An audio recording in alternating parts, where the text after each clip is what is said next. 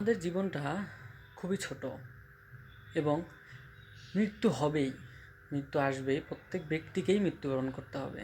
তাই যতটুকু পারা যায় বেঁচে থাকা অবস্থায় এমন কিছু কাজ করে যাওয়া উচিত যেগুলো মৃত্যুর পরেও কবরেও আমরা শুয়ে থেকে সেগুলোর সওয়াব পাবো।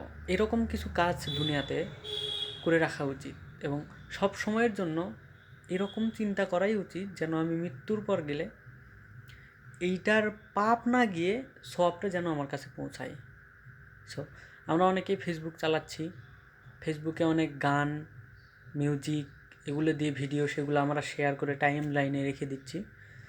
ধরেন আমি হঠাৎ মারা গেলাম, আমার আইডিটা রয়ে গেল, তখন ওই ভিডিও থেকে যখন হাজার হাজার মানুষ, শত শত মানুষ যখন ভিডিওটা দেখতেছে, মিউজিকটা শুনতেছে, আপনি কিন্তু দুনিয়াতে নাই, কিন্তু আপনার ওই ভিডিওটাই হারাম বাদ্যযন্ত্র অন্যজন শোনার কারণে আপনার কাছে পাপ গিয়ে পৌঁছাচ্ছে।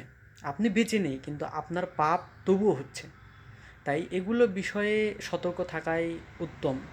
কেননা আমরা কখন মারা যাব এর কোনো গ্যারান্টি নেই।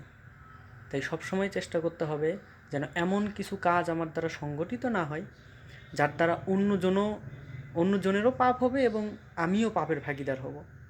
সো এসব কাজ থেকে আমরা সবসময় দূরে থাকার চেষ্টা করব। আল্লাহ যেন সবাইকে দূরে থাকার তৌফিক দান করে এবং ভালো কাজগুলো বেশি বেশি করার তৌফিক দান করে। আমিন।